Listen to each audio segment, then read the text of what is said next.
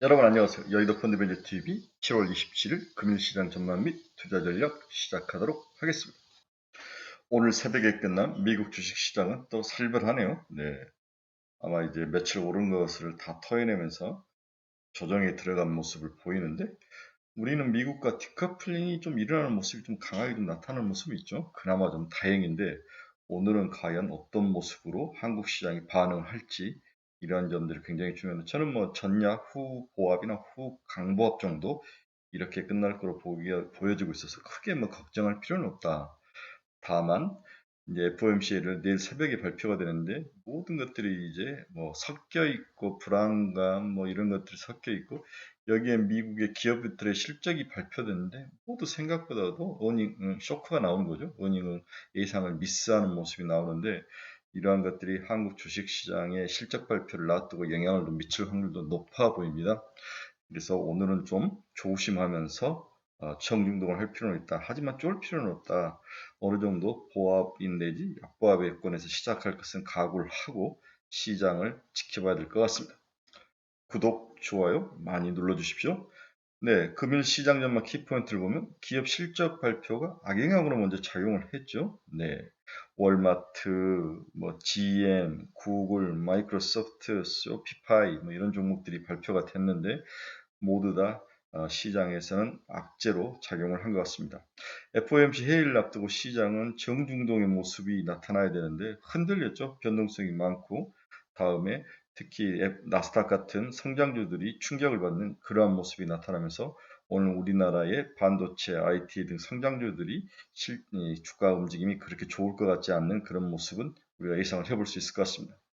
따라서 한국도 전형적으로 개별 종목과 잡주의 시대가 지속적으로 이어지고 있는데 문제는 연속성이 없는 거죠. 잡주도 하루 이틀 오르고 다시 던져버리고 막 순환매로 도는 그런 모습들이 많이 나타나는데 이러한 모습이 당분간 이어질 거로 보이고 있습니다. 악재가 먼저 시장에 출현을 했고 FOMC 내일 새벽에 이 회의에서 이것을 짓누르지 못한다면 어느 정도 추가로 더 하락할 가능성은 우리가 좀 대비를 해야 되는 게 아닌가. 그래서 내일 새벽에 발표될 FOMC의 그 금리 인상 수준이 중요한가, 코멘트가 중요하죠. 향후에 어떻게 될 것인가, 향후에 어떤 가이던스를 던질 것인가, 이게 중요한데 이제 FOMC도 그동안 한번 여러 가지 이제 실수를 했기 때문에 너무 강력한 어느 한 방향으로 가이던스를 던지지는 않을 것 같아요. 두리뭉실하게 여러 방향성을 가지고 좀 지켜보자. 뭐 그때 상황에 따라서 맞춰 가겠다.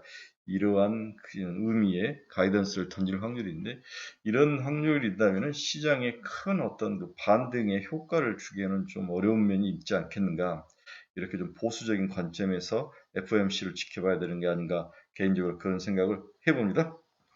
오늘 아침에 끝난 미국의 주식시장의 주가 추이를 보면 전부 끝이 안 좋았죠. 네, 끝이 다 반등을 하지 못하고 밀려서 내려오면서 끝나는 그러한 전형적인 조정 장세, 약세 장세, 특히 나스닥 같은 성장주들이 크게 하락하는 1.87까지 하락하는 그런 모습을 보이고 있습니다.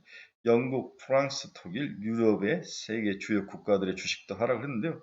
가장 큰 이유는 역시 이제 가스 가격 인상, 러시아가 천연가스 감축 계획을 발표하고 이게 가스 가격 상승을 일으키고 이게 유로화 약세를 나타내고 유로 기업들의 어떤 경쟁력과 영업이익을 갉아먹는 그러한 우리가 일반적으로 잘 아는 그런 루틴한 순환 사이클 속에서 유럽이 들어갈 수 있다. 그 다음에 세계 경제가 침체가는 그 과정 속에 들어가 있다. 이 모든 것들이 가장 큰 피해는 유럽이 이제 일단 볼 수밖에 없는 상황이죠. 이러한 것들이 주가에 반영된 하루였다. 이렇게 볼 수 있습니다. 반면에 이제 먼저 끝난 아시아 시장은 일본을 제외하고 상해, 항생은 크게 올랐네요. 상해와 항생은 그동안 조정에 대한 반발 매수로 크게 올랐고 니케이는 조정이 크진 않았죠. 살짝 조정을 받고 한국도 바닥에서 올라오는 그러한 강세적인 모습을 보였는데 오늘 외국인들이 지속적으로 며칠간 상승세로 들어왔는데 오늘도 이어질 것인가 이게 가장 중요한 키 포인트인데 일단 한국은 나빠 보이진 않아요. 중국이 안 좋은 것은 한국에는 호재이고 또 미국에서 유일하게 지금 투자를 하고 있는 국가는 한국인데 이제 최태원 SK그룹 회장이 바이든과 통화를 했죠. 222억 달러를 투자를 하겠다. 먼저 약속한 500억 달러의 1차분인 것 같은데 지금 미국에 투자를 해서 동맹국의 그 어떤 동맹을 강화시키는 유일한 나라는 지금 한국밖에 없는 거죠. 이러한 것들이 외국인의 투자 자금이 계속 들어오는 그러한 바탕이 되고 있는데 오늘도 외국인 투자 자금은 빠져나기보다는 한국으로 좀 들어올 확률이 있어 보인다. 이러한 것들이 금융 시장의 바닥을 지켜줄 것이다. 너무 쫄지 말게 쫄 필요는 없다. 저는 이렇게 시장을 바라보고 있습니다. 환경TV가 전하는 금융시장 키포인트 다시 한번 말씀드리겠습니다. 미국 천연가스가 장주 9.75달러까지 상승했죠. 지금 8.9달러에 끝났는데 2008년 이후에 최고죠. 천연가스 가격이. 미국 2월 신규 주택 판매가 전월비 8.1%나 하락을 했다. 주택 판매 전방산업의 핵심인 주택도 이제 조금씩 슬로우 다운 침체 속으로 들어가고 있습니다. IMF가 올해 세계 경제를 3.6에서 3.2로 하향 조정을 했습니다. 항상 IMF는 뒷북치는 1인자죠. 네, 크레딧 스위스가 유로존 내년에 마이너스 성장으로 돌아설 것이다. 또 이러한 하나만한 소리를 다 알고 있는 이야기를 했죠. 오늘 미국 시장의 핵심 포인트는 역시 기업 실적이었죠.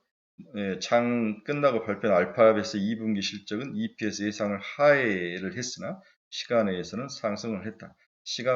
예상보다는 잘 나왔다. 이렇게 시장은 풀이를 하는 것 같아요.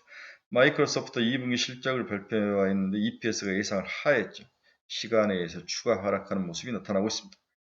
월마트는 실적 전망 하향에 소매업종이 전체적으로 동반해서 큰 폭 하락을 나타냈죠. 역시 인플레이션이 소비자들의 소비 형태에서 긴축으로 가는 모습이 나타나면서 가장 말단에 있는 월마트마저도 실적이 하락하는 그러한 모습을 보이고 있습니다. 결국 이런 것들은 이제 어떤 경기 방어적인 역할이 아니라 경기의 변동성에 크게 노출된 업종이다 이렇게 봐야 될 것 같아요.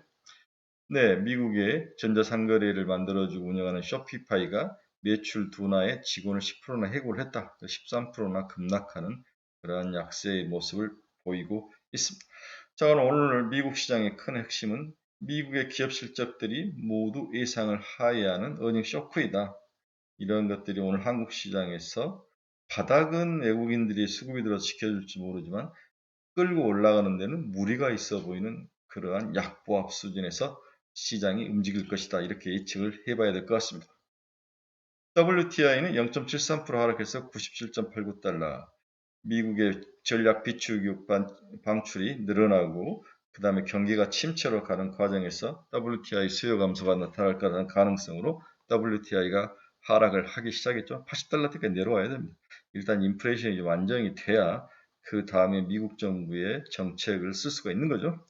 달러 지수 한번 봅시다. 0.69% 상승해서 107포인트를 기록하며 달러가 최근 약세를 보이다가 다시 강세를 보이죠. 가장 큰 이유는 유럽이 경기가 안 좋고 천연가스 상승에 기업의 경쟁력 하락 이런 것들이 겹치면서 달러를 강세로 이끄는 원동력으로 작용을 했던 것 같습니다.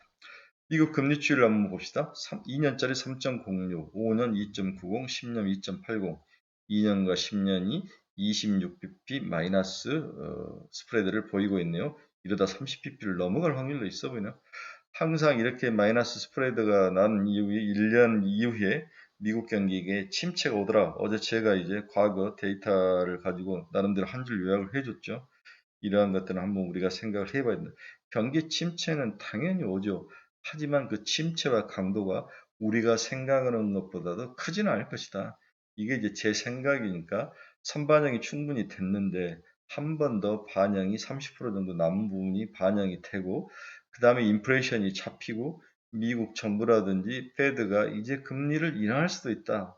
돈을 더 이상 쪼이지 않고 경기를 활성화할 수 있는 정책을 펼 것이다.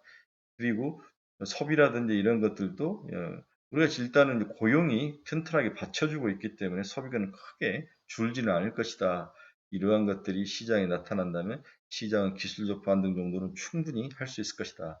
이게 이제 이 베어마켓 랠리의 기본 토대였는데 일단 미국이 먼저 조정에 들어갑니다. 베어마켓이라는 것은 하락장에서 나타나는 보통 마이너스 한 15%, 플러스 한 15% 정도 상승해서 튕겨져 올라오는 거죠. 바닥에서 12에서 15%인데 우리는 이 수를 2,500 정도 포인트로 보는데 2,500 정도가 오면은 거의 장이 다 왔다 생각하고 30%에서 40% 현금 마련 전략, 이 마련한 현금을 가지고 하반기에 새롭게 떠오를 그러한 테마를 확 찍는 그러한 전략이 제가 여러분들에게 지속적으로 귀에 못이 박히도록 이야기한 저의 기본적인 전략이죠.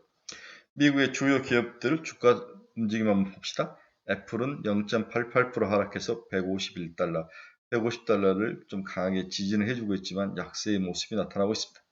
테슬라는 또 3.57% 하락을 했네요. 776.58달러. 실적 발표에서 비트코인의 가격 하락이 영향을 좀 많이 미쳤다는 소식이 들리면서 주가가 하락으로 마감을 했습니다.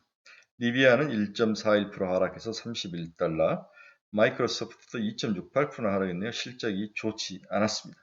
251달러에 마감을 했고 장외시장에서 추가 하락하는 모습이 나타나고 있습니다. 엔비디아도 2.88% 하락했네요. 165달러에 마감을 했습니다. TSMC도 2.7% 하락해서 83달러, 마이크론 테크놀로지도 0.81% 하락해서 59달러에 마감을 했습니다. 메타 플랫폼스도 159달러 4.5나 하락을 했네요. 자, 오늘은 성장주들, 반도체주들 이러한 종목들이 크게 조정을 받는 하루였다. 이렇게 이해를 하시면 될 것 같습니다. 너블록스도 2.11% 하락하며 39달러에 마감을 했습니다. 네, 비트코인도 그동안 23,000달러까지 갔던 게 다시 2935달러를 지나가네요. 5.55%나 하락하는데 한국은 FXT가 비덴트를 산다 만다 이런 이야기들이 들리는데 사실 주인이 바뀐다고 실적이 올라갑니까? 시장, 비트코인 시장 자체, 가상화폐 거래 자체가 상승으로 돌아서거나 거래량이 늘어나야 주가가 오르는 거지. 이런 거래량에 비례해서 수익이 발생하는 회사에 주인이 강하고 좋은 회사, 그래서 이것도 가봐야 된다. 항상 주의할 필요가 있죠.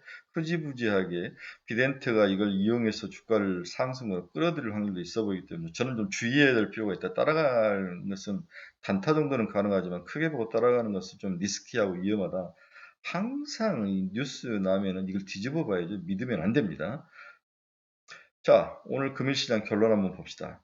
이번 FOMC에서 75bp 금리 인상이 굳어진다면 큰 이슈는 없을 것이 우리가 다 예상을 했기 때문에 9월 이후 금리 인상 속도가 어떨지, 인상 속도죠. 향후의 인상 속도가 어떨지가 가장 중요한 투자 핵심 포인트다. 따라서 FOMC 패드의 파월의 코멘트 향후 가이던스가 어떤 모습으로 나타날지, 어떤 코멘트를 해줄지가 중요한데 시장에 유리하게 코멘트는 해주지 않을 것이다. 이렇게 보수적으로 접근을 해야 될 것 같습니다. 오늘 한국 주식시장은 미국발 조정의 영향으로 일부 가격 조정이 나타날 수 있지만 어제와 동일하게 전략 후강의 모습이 예상돼서 쫄 필요는 없다. 이렇게 여러분들에게 말씀을 드리고 싶네요. 시장의 주요 관심 섹터는 여전히 온통형 배터리 관련주, 반도체 소재, 장비주, 그리고 전혀 개인적으로 관심이 없는 키트주들이 시장을 주도할 것으로 전망이 되고 있습니다. 여기에 최근 꾸준히 상승 완성차 그리고 이 완성차 서프라이 체인에 있는 일부 종목들 상승도 전망되나 오래 가지는 못할 거로 보여서 저는 자동차 관련주들은 올라올 때마다 이익 실현을 조금씩 해야 된다 이렇게 여러분들이 조언을 드립니다. 또 어제 크게 조정을 받던 폐 배터리 관련주는 성일 하이텍이 이제 상장 이후에 상승 강도가 지속적으로 강하게 나타난다면 한 번 더 조정을 받고 올라오는 것 같다. 이때 이제 팔아줘야 돼요. 그래서 너무 조급하게 대응할 필요는 없다.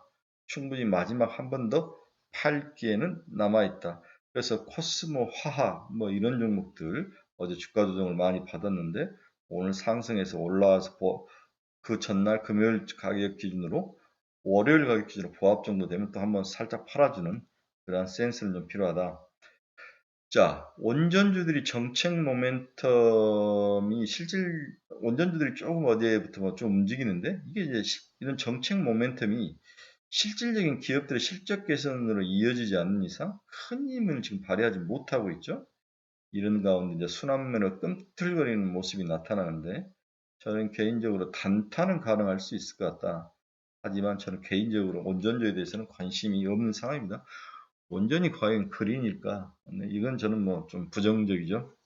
원전주는 단타로 지금 바닥에 있기 때문에 순환매로 한번 돌아올 것 같다. 건설과 원전은. 하지만 그 이상은 아닌 것 같다. 이렇게 보여줍니다. 또 생뚱맞지만 어제 폐기물 관련주라든지 펄프 값이 1000달러를 돌파하면서 제주주들이 가격이 올랐는데 단기 지속 방등성은 남아있지만 또 이것도 연속성이 없기 때문에 단타로 들어가서 5에서 10% 사이 먹고 자르고 나오는 그런 단타 매매 정도는 가능하지 않을까 그런 생각을 해봅니다. 근데 시장에 눈에 확실히 들어온 것은 원통형 배터리죠. 원통형 배터리들은 작은 고래이지만 우상향할 수 있는 고래들이다. 지금 시총이 2천억에서 3천억 사이인데 5천억 정도 보고 플레이 하면은 나름대로 나쁜 수익률은 아니고 중장기적으로 흔들림 없이 꾸준히 먹고 좀 터지고 먹고 터지고 이런 모습이 나타날 수 있다. 이러한 관점에서 여러분들에게 꾸준히 투자를 권유한 좀 뭐 좋을 것 같다. 이렇게 투자 추천을 해보는 바입니다. 코멘트를 해드립니다. 자, 수요일입니다. 보통 수요일 날 비가 많이 와서 우리가 비 오는 수요일이 참 많았는데 오늘은 날씨에 비는 서울은 오지는 않을 것 같아요. 날씨가 무지 무덥고 그다음에 코로나 확산이 굉장히 빠르고 강한 것 같아요. 주위에 코로나에 다시 재감염되신 분들을 굉장히 제가 많이 봤는데 여러분들도 건강에 잘 유의하고 오늘은 바닥은 견고하다. 크게 많이 빠질 것 같지는 않다. 개별 종목의 종목별 대응이 중요한데 크게 뭔가 눈에 보이지 않는다면 그냥 기존 포트폴리오가 순환매로 돌아올 걸 기대하며 견디는 전략, 이 전략을 추천해 봅니다. 즐겁고 멋진 하루 되십시오. 내일 아침에 뵙겠습니다. 감사합니다.